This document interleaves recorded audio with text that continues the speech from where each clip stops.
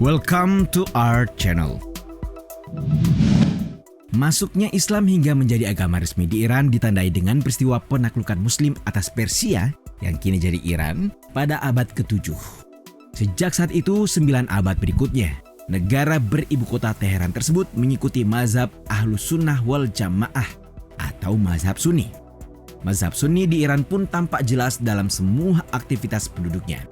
Namun, saat ini mayoritas penduduk Iran adalah penganut Islam Syiah. Bahkan, penduduk yang berpaham Sunni di sana hanya tinggal 10% dari keseluruhan umat saja. Bagaimana itu bisa terjadi? Sesaat lagi Data Fakta akan hadir dalam sebuah narasi untuk menjawab sebuah pertanyaan, mengapa Iran Syiah?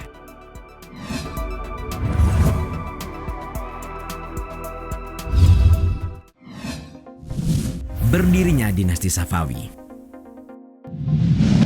Iran dipandang sebagai pusat Syiah di dunia saat ini. Tetapi yang sempat kita singgung di awal, hal demikian tidaklah terjadi begitu saja. Setelah runtuhnya Khilafah Abbasiyah, sebagian kabilah Turki yang tinggal di Azerbaijan memeluk mazhab Syiah Imamiyah. Mereka inilah golongan Syiah Imamiyah pertama yang berdiri secara resmi dan melebarkan pengaruhnya di seluruh tanah Iran.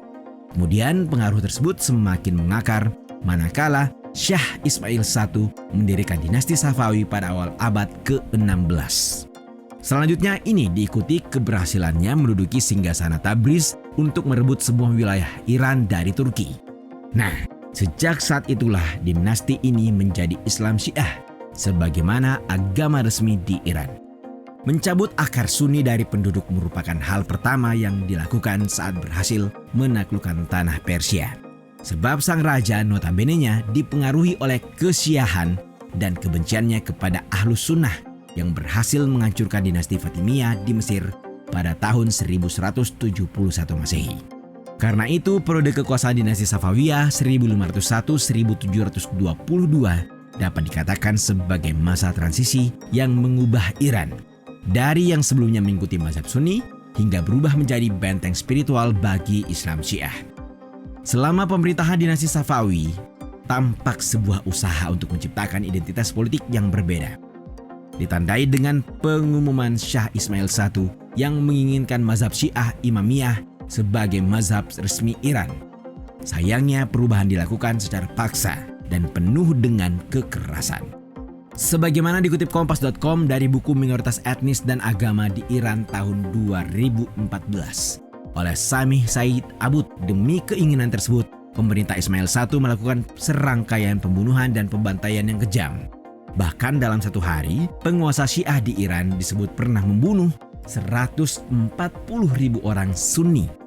Menghadapi itu, orang-orang Iran tidak memiliki jalan lain kecuali melarikan diri agar tetap bisa memegang teguh Islam Sunni atau terpaksa menerima mazhab Syiah.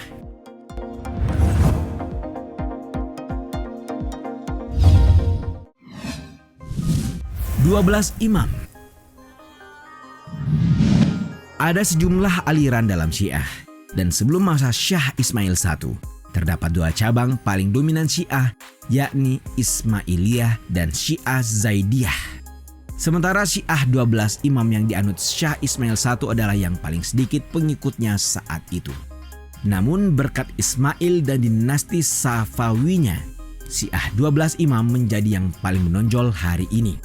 Allamah M.H. Tabatabai melalui buku Syiah Dar Islam yang diterjemahkan menjadi Islam Syiah, asal-usul dan perkembangannya menyebut bahwa mayoritas orang Syiah adalah penganut aliran 12 Imam atau Imamiyah.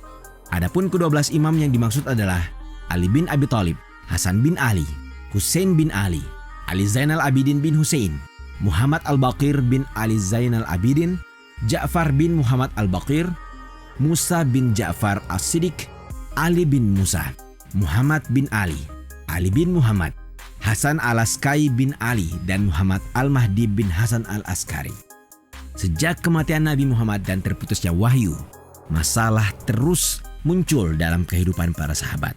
Bahkan tidak jarang mereka melakukan ijtihad karena tantangan hidup dan kondisi sosial historis yang berbeda dengan zaman Nabi Muhammad SAW. Padahal jarak antara mereka masih sangat dekat. baik dalam waktu maupun tempat. Menurut Allamah Tabatabai dalam bukunya, ketika Nabi wafat, Ali yang menjadi imam pertama dalam daftar telah berusia 30 tahun. Ali juga hadir dalam semua peperangan yang diikuti Rasulullah, kecuali pertempuran di Tabuk ketika ia diperintahkan tinggal di Madinah menggantikan Nabi. Ia juga tidak pernah membangkang.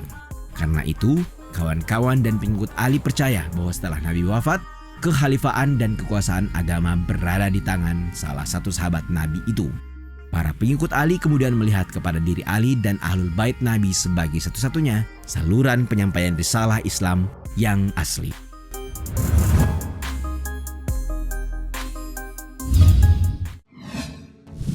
Perebutan kekuasaan Safawi. Syah Ismail I tidak serta-merta hadir dan langsung mematenkan kekuasaannya dalam kawasan yang luas. Lebih dari itu, ia memanfaatkan keberadaan Kizilbash. Kizilbash berasal dari kata Turki Utsmani yang secara harfiah berarti kapal merah, mengacu pada sorban berwarna merah yang digunakan oleh tentara Syiah Safawi tersebut. Tanpa mengabaikan posisinya sebagai fondasi kekuatan militer, mereka memberi kita wawasan tentang geografi politik wilayah. Kizilbash direkrut dari Anatolia, kini bisa disamakan dengan bagian Asia negara modern Turki. Namun, faktanya, para Safawi mampu membangkitkan lebih banyak antusiasme perjuangan mereka di jantung Ottoman ketimbang yang mereka miliki di Persia.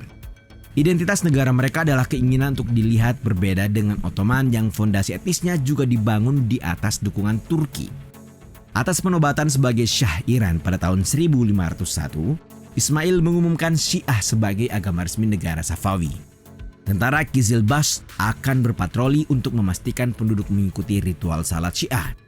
Tindakan daerah-daerah dan memaki para Khulafaur Rasyidin ketika para pengacau tersebut memaki Abu Bakar, Umar, dan Utsman. Maka penduduk yang mendengarnya harus menirukan. Apabila menolak, mereka akan disiksa bahkan dibunuh.